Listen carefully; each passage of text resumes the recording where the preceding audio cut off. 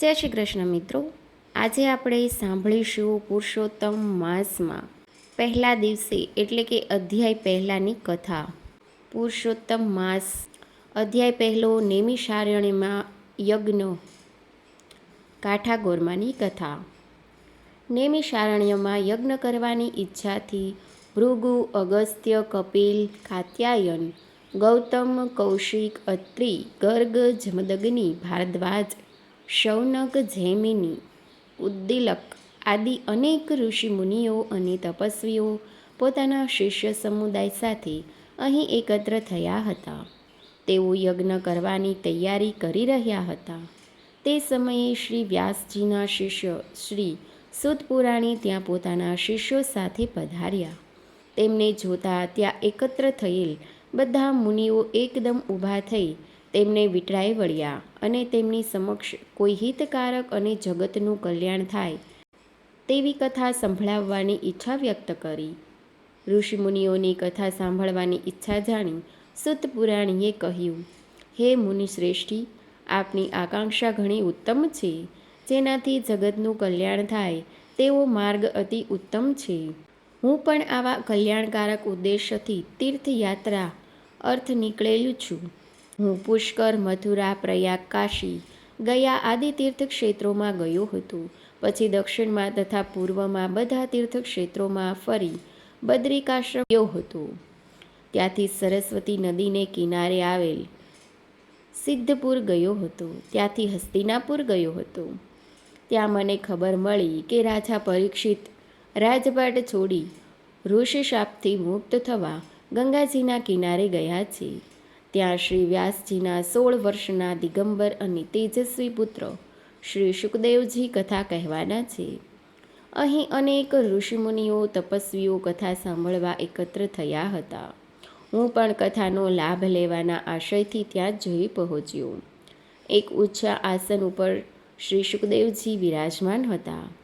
આસપાસ અનેક ઋષિમુનિઓ અને તપસ્વીઓ સાથે રાજા પરીક્ષિત પણ બેઠા હતા. રાજા પરીક્ષિતે શ્રી શુકદેવજી સમક્ષ જીવન મુક્તિ થાય તેવી કથા સાંભળવા વિનંતી કરી.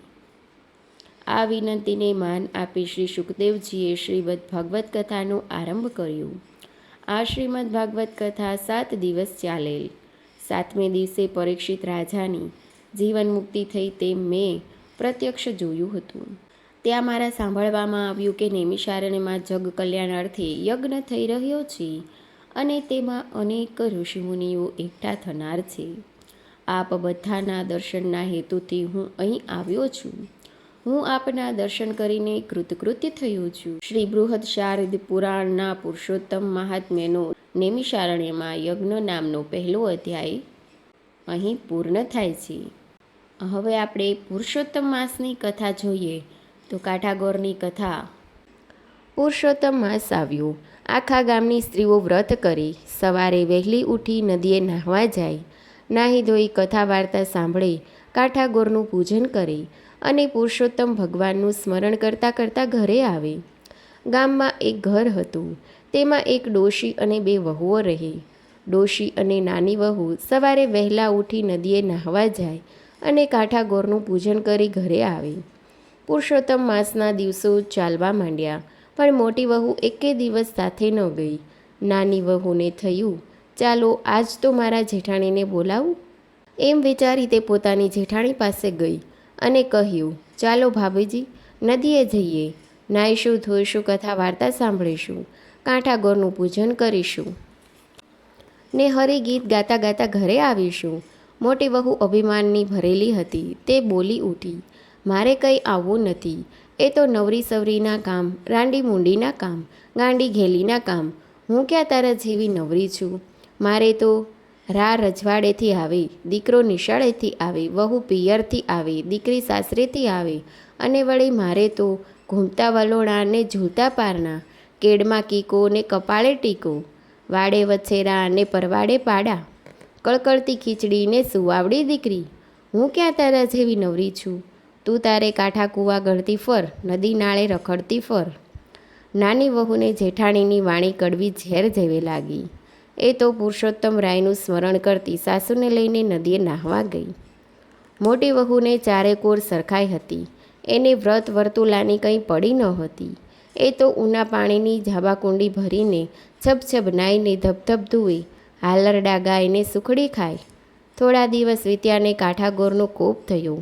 આજે મોટી વહુને તો રા રજવાડેથી ન આવ્યા, દીકરો નિશાળેથી ન આવ્યો, વહુ પિયરથી ન આવી, દીકરી સાસરેથી ન આવી. મોટી વહુ તો ધ્રુસકે ધ્રુસકે રડી પડી અને જુએ છે તો વાડે વછેરા નહીં, પરવાડે પાડા નહીં, વલોણા ઘૂમતા નથી ને પારના ઝૂલતા નથી. મોટી વહુને પોતાના અભિમાન માટે ખૂબ પસ્તાવો થયો. એ તો સવારે વહેલી ઉઠીને દેરાણી પાસે ગઈ.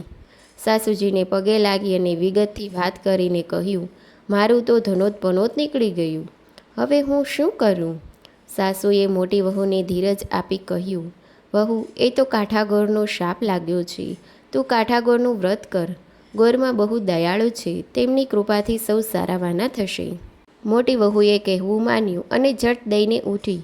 છાબડીમાં ફૂલને દાબડીમાં કંકુ લીધા, ધૂપ અને દીપ લીધા, શ્રીફળને સોપારી લીધા, કળશને કંકાવટી લીધા અને ખભે ચુંદડી નાખી નદીએ નાહવા નીકળી.